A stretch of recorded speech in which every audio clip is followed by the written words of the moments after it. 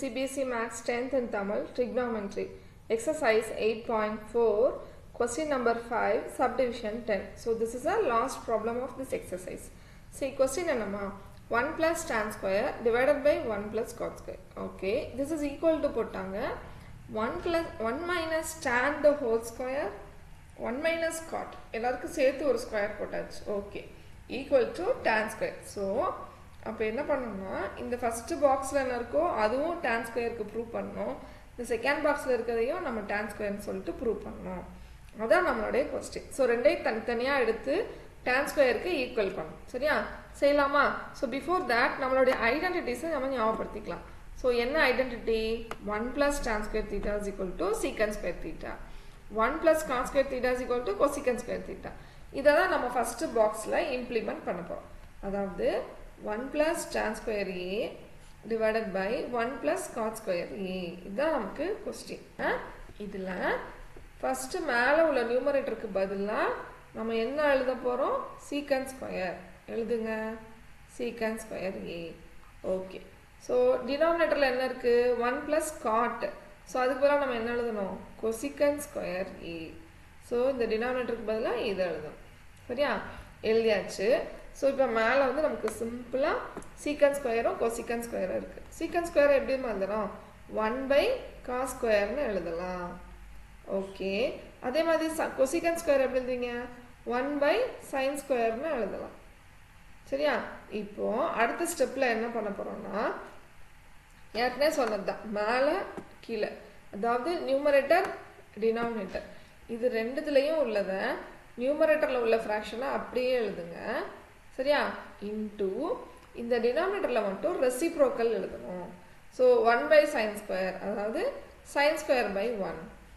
சரியா, ஸோ இது என்னாச்சு? sin square by cos square ஆயிடுச்சு. So what is that? That is tan square a. அவ்வளோதான் ஆன்சர். சரியா, ஓகே, ஆன்சர் வந்துருச்சு ஃபர்ஸ்ட் இதுலேருந்து. ஓகே, இப்போ அடுத்தது பண்ணலாமா? அடுத்ததில் வந்து என்ன பாக்ஸ் இருக்குது பாருங்கன்னா 1 minus tan a the whole square. Second box இது வந்து ஹோல் ஸ்கொயர். நல்லா கவனியமா, 1 minus tan a divided by 1 minus cot a whole square போட்டிருக்காங்க இல்லையா? ஸோ இந்த square is common for the numerator and the denominator. So 1 minus tan போட்டு மேலே ஒரு ஸ்கொயர் போடலாம், கீழே வந்து 1 minus cot, சாரி 1, இங்கே வந்து கீழே அதே மாதிரி காட் போட்டு மேலே கீழேயும் ஸ்கொயர். ஸோ இது வந்து டினாமினேட்டருக்கும் நீங்கள் ஸ்கொயர் போடணும், நியூமரேட்டருக்கும் தனியாக ஸ்கொயர் போட்டாச்சா?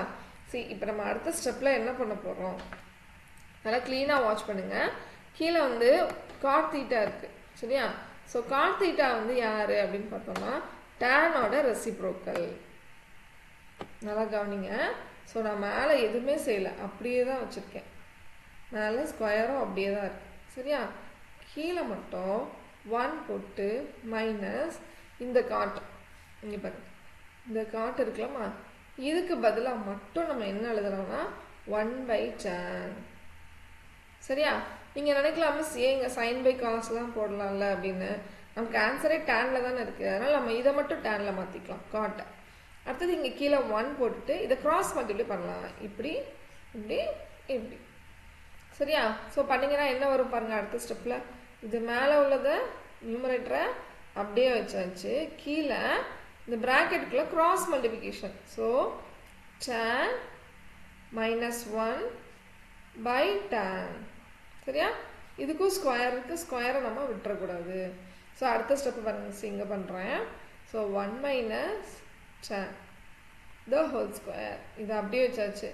இப்போது டினாமினேட்டரில் இந்த ஃப்ராக்ஷன் தானே இதுவும், இந்த ஃப்ராக்ஷனை நம்ம என்ன பண்ணலாம்னா ரெசிப்ரோக்கல் எழுதலாம்.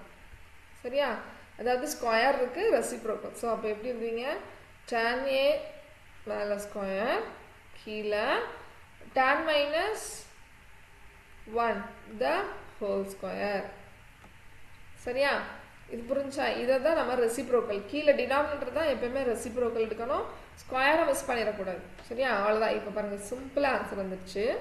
So 1 minus tan a the whole ஸ்கொயரை அப்படியே வச்சுட்டு இங்கே வந்து tan ஸ்கொயர் அதாவது எழுதிக்கலாம் ஹோல் ஸ்கொயர்னால. டினாமினேட்டரில் இந்த tan minus 1 இருக்கலாமா, அதை 1 minus tan எப்படிமா நீங்கள் அப்படி எழுதுவீங்க? மேலே வந்து ஸ்கொயர் இருக்குது. ஸோ நான் -1 வந்து காமனாக வெளியே எடுத்துட்டேன். சரியா?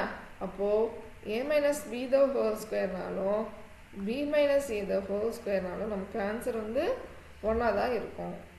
சரியா? ஸோ இப்போ யாரை நம்ம கேன்சல் பண்ணலாம்? இங்கேயும் மேலே ஹோல் ஸ்கொயர் இருக்குது, இந்த ஹோல் ஸ்கொயர் வெளியே இருக்குது, இதுவும் கேன்சல். ஸோ ஆன்சர் வந்து நமக்கு என்ன வந்துருச்சு? tan ஸ்கொயர் தீட்டா வந்துருச்சு. Okay, so this is a right answer. ஓகேவாமா? ஸோ ரெண்டுத்துக்கும் ஆன்சர் tan ஸ்கொயர் வந்துருச்சு சிம்பிள் ஸ்டெப்ஸோட. இது மட்டும் உங்களுக்கு பாருங்கள், திருப்பி நான் புரியுறதுக்காக என்ன சொல்லணும்னா, இந்த tan minus a minus 1 the whole square இருக்குல்லையாம்மா, இங்கே 1 இருக்குது.